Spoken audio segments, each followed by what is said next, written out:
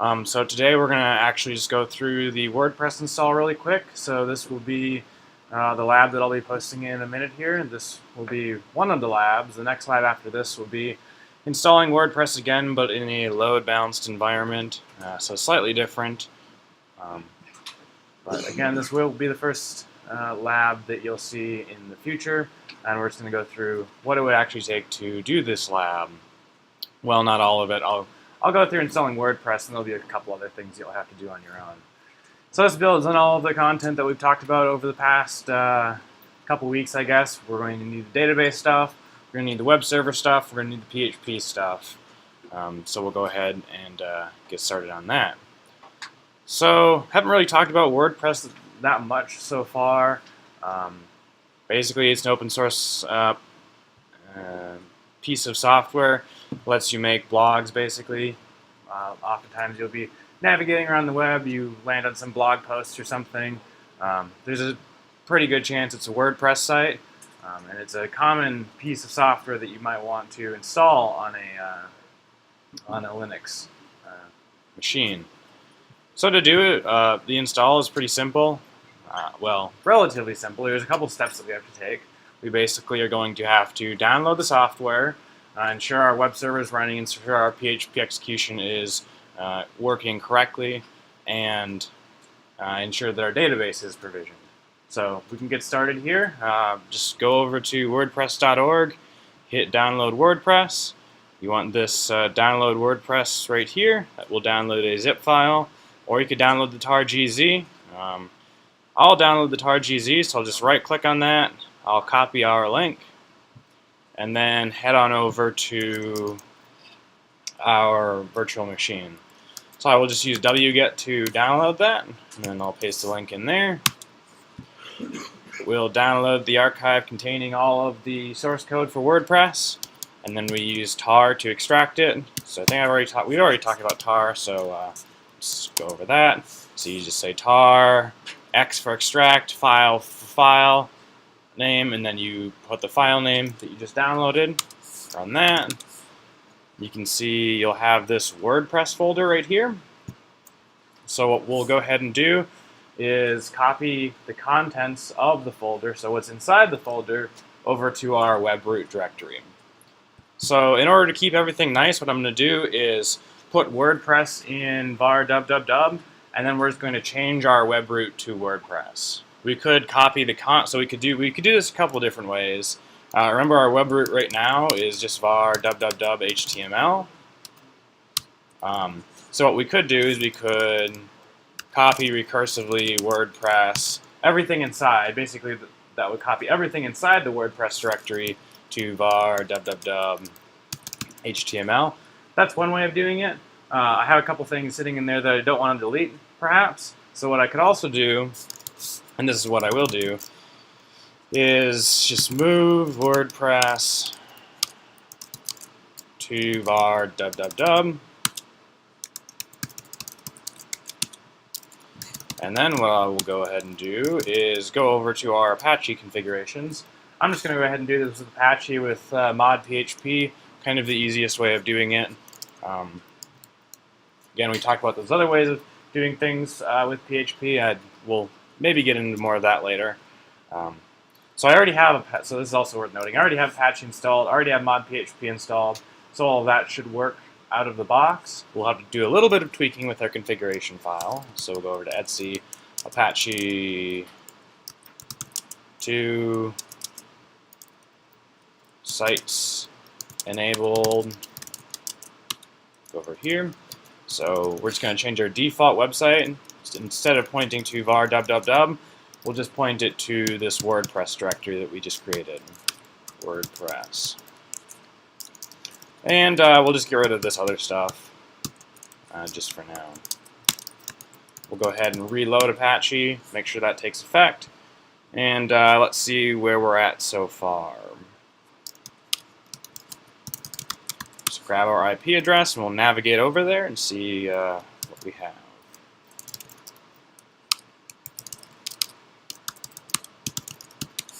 See, we do have that WordPress directory there just for reference. and we can see that we have our WordPress. The PHP code is actually executing, and it's giving us this little install thing.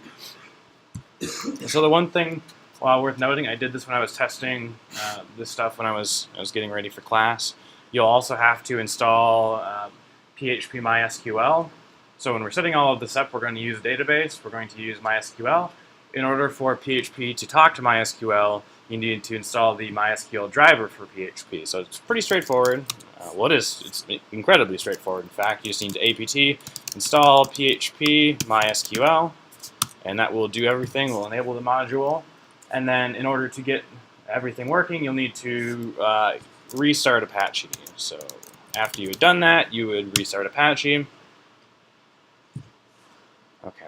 If you did not have the PHP MySQL module installed, you would have an error message when you first went to this page. It would say, does not have MySQL module or something like that, that would be required. Okay, so they say here we're going to need some information on our database. So before getting started, information on the database. So we'll just go ahead and go through the process of setting up the database user and setting the database password right now. So at this time, I do have MySQL already installed. So refer to the previous videos on how to do that. So we just say MySQL u root, and then we say p. So that will log us in as the root user. When we were installing MySQL, it should have prompted us for the root password, and I just set that to password1. Bang. Remember, when we say -p like this, it will just prompt us for the password. So right here, password1 exclamation point. So there we go. What we'll do, let me see if I left, because we made the WordPress database before. Let me see if it's still around. Okay, and we can see there's no WordPress database right now.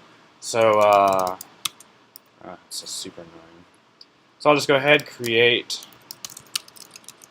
database WordPress, and then show databases again. We can see we got this new database WordPress.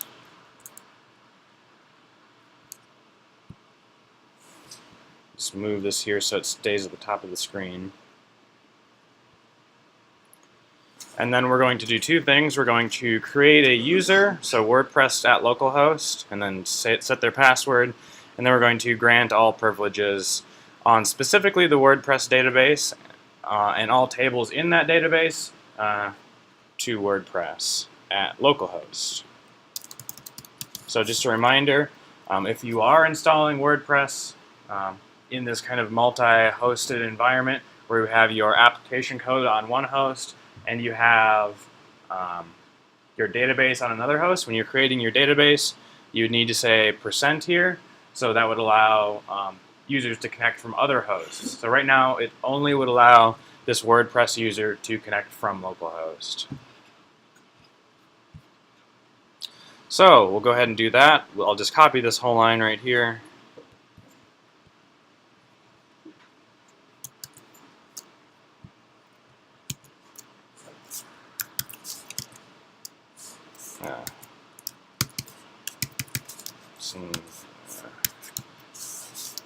Well, I broke my terminal.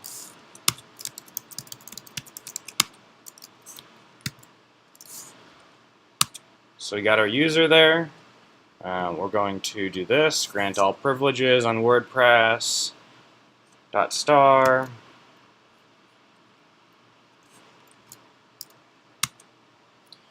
And then we'll also have to do flush privileges just to make sure that everything is actually propagated. So flush privileges. And there we go. So now we should, relatively speaking, be able to go on and look at our site here. So one other thing before we do this, this component right here of WordPress, it will actually create this WP config.php file. But the one thing to note is in order for WordPress to be able to do that, it actually needs to have read-write permissions on its directory. So remember when we were looking at this before, Apache Nginx, they run as a non-privileged user, like in this case, www.data. So we'll just take a look at that again.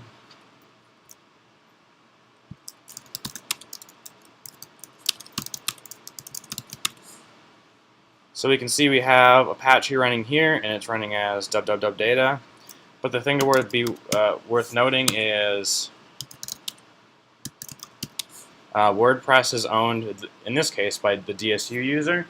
So WordPress wouldn't actually be able to edit its configuration file at this point. It would try and make a configuration file in this directory, and it would just fail since it didn't have permissions. So there's two ways we could go about doing this. We could, as a privileged user, just make this wp config file, or the other thing we could do is temporarily change the ownership of this WordPress directory and all of its files to be the www.data user, and that's the approach that we'll take right now. So I'll just go back up a directory, and we'll say chown r www.data WordPress. And so we can change that for now, and it will allow the installer to create the configuration file. We don't want to keep things like this. Let's say there's some sort of exploit inside of WordPress that would allow a malicious user to upload PHP code or whatever to some, or modify other PHP code. With the file permissions like this, they can modify things arbitrarily and have a lot of power that we don't want them to have. And there's a lot of the WordPress source code that you don't want anybody to really modify. So we'll come back later, and what we'll basically do is we'll just change the ownership back to root after the installer is finished, so that WordPress isn't actually able to modify itself anymore. So we copied the source code over. We have our database provisioned. Let's go ahead. We'll go through the installer, and we'll see if everything works out correctly. So our database name, we did create that. It's WordPress. We created a user WordPress. We have our password. And that's all we have to change, and it will connect to localhost. So let's submit that, and hopefully everything will be configured correctly. And there we go. It can connect to the database, communicated successfully. I'll run the install. It should create all the database tables. So we might stop by back over in the database and check that out. We'll just say my WordPress, username WordPress. We'll just keep everything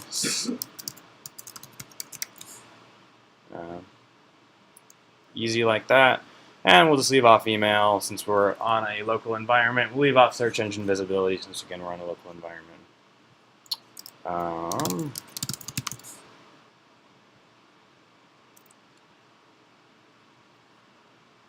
And there we go. We got our WordPress site all up and installed.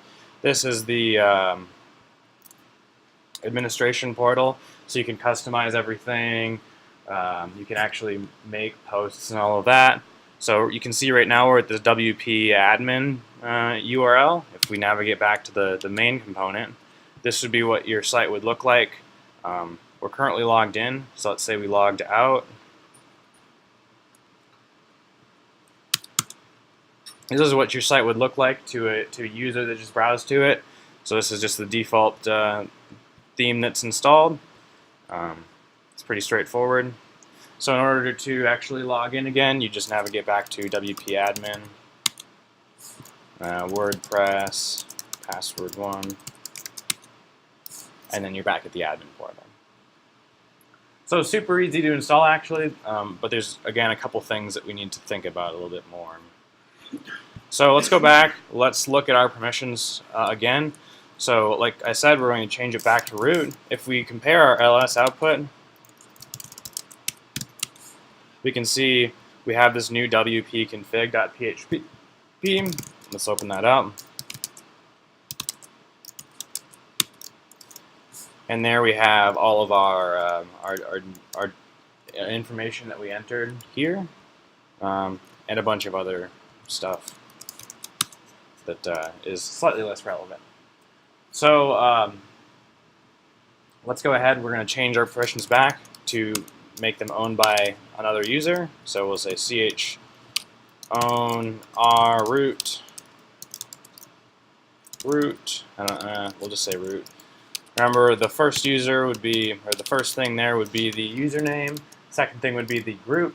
I think there might be a root group, so we'll just change that too. And then we'll say WordPress. And that would own it back to root. It would no longer be able to be modified on the fly. So that also raises a few challenges. So one of the things you can do with WordPress is attach pictures, things like that. And those would go into the WP content folder. So one of the things that we usually want to do is give read and write access to the WP content folder so you can upload images, things like that.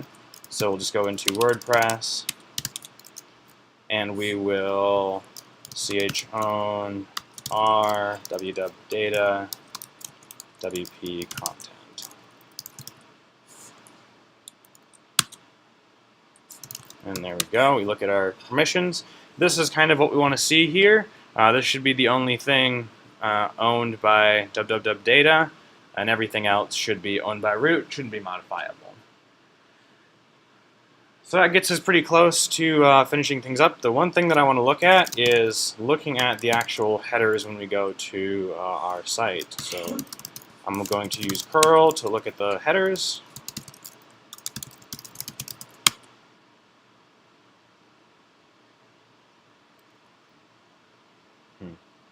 And everything looks like it is good to go. The one thing that is worth mentioning is sometimes we talked about these index files. Sometimes the index isn't set properly for our site for some reason, and we'll have to go and add an index for our site. So basically, instead of just looking for index.html, it will also look for index.php. If we were to navigate to our site, it looks like WordPress is taking care of this for us, and we'll talk about how it's doing that in a second here. If we were to navigate to our site and we just got a directory listing, so it's a list of files, that would mean that we didn't have our directory index properly configured. So we would have to go over to our configuration. Let's see, Apache 2 mods, or sites enabled. And we would have to say directory index.php. And that would serve our index.php by default. So WordPress has already taken care of that for us, and let's talk about how WordPress is doing that, I think I understand how it's working. var WordPress.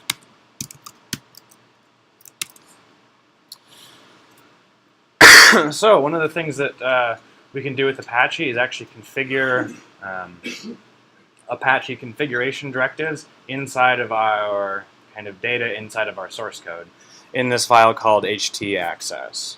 So we'll go ahead and look at that, htaccess. You can see we have kind of similar, well, it is the exact same syntax that we'd see in our Apache configuration files. But these are processed as the URL is actually hit. So when somebody goes specifically to our localhost URL, so HTTP localhost or whatever our IP address is, that particular htaccess will be processed for that directory. So it will look at that htaccess file, and it will process again that file. So one of the things that's worth noting is htaccess might not be on by default. On some installations of Apache, you'll have to enable the htaccess files and allow the processing of those rules. And you go into, I think you'd go into, well, you definitely would go into the Apache configuration. And the configuration directive is something like allow overrides or something, or it's like plus overrides. Remember how we did minus indexes to disable indexing? I think you do plus overrides to specifically allow the htaccess files, or minus overrides to specifically disable the htaccess files. The one thing worth noting is you can do all of this stuff if you want to strip out the htaccess files from this part of it and put them back into the Apache configuration files. You could do that. And the reason you might want to do that is one of the common ways that you could kind of get around some of these things, that is hack a site or whatever, is let's say you had arbitrary file uploads. We already kind of talked about, well, you don't want to let people upload PHP files because if they do, then they can hack you. But one of the other things they can do is they can upload .htaccess files, and if they can upload these .htaccess files, then they can just allow PHP execution in an arbitrary directory, change the PHP handler, so they could change the actual handler of, or change which files are supposed to be executed by PHP. Let's say JPEGs, and it's going to process all JPEGs through PHP or something like that. So you might not want to allow these overrides. If you don't have a particularly secure application, you might want to disable them. WordPress is generally secure nowadays. It used to be kind of a source of pain, burden for everyone involved with it, but generally speaking, it's pretty good these days. So I'm just going to look through here, and I'm going to see if I can find some more htaccess files. And there's a couple other ones. And it's worth noting also that these htaccess files are hierarchical, if that's the word that we use. They apply to all of the files underneath them. So this one single htaccess file here would also apply to all of the other directories underneath it. And that needs to be accounted for in certain cases. So I think that's all we had here.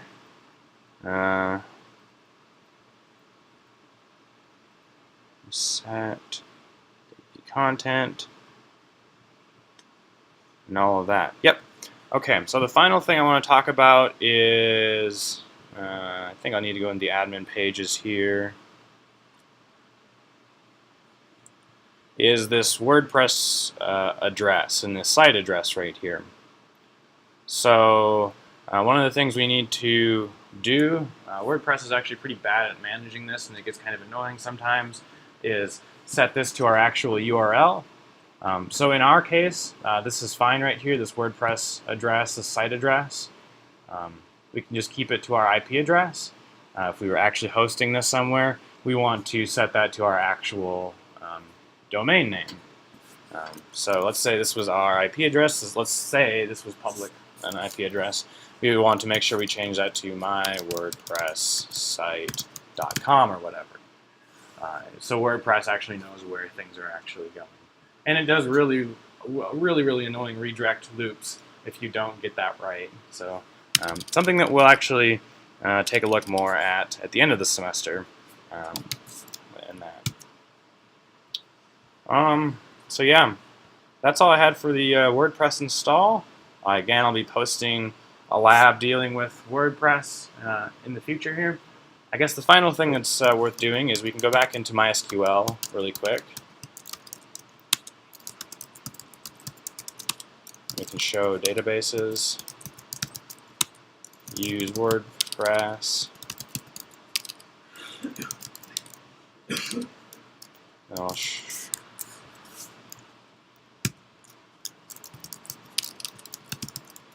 show tables. So during the course of our WordPress installation, just note that it did create all of these tables automatically for us. And that's the whole point of going through the installer, is it does all of that work for you. And it provisions them in the way that WordPress needs them to be provisioned, and it has a bunch of data in that. So we could go really quick here, select star from WP users, and we can see we have that WordPress user that we created. We have their hashed password. We have all of that information that we created in the GUI. So that's where all of that information is stored. And aside from the image data that's uploaded, that goes in WP content, all of the other WordPress data would be inside of this database here that we created earlier. And that's the whole reason we're doing all of this, is because that's where all of the data is stored. So yeah, that's all I have for you today. If you have any questions, feel free to stick around. And look forward to that lab that I'll hopefully be posting here either today or tomorrow. So, thank you.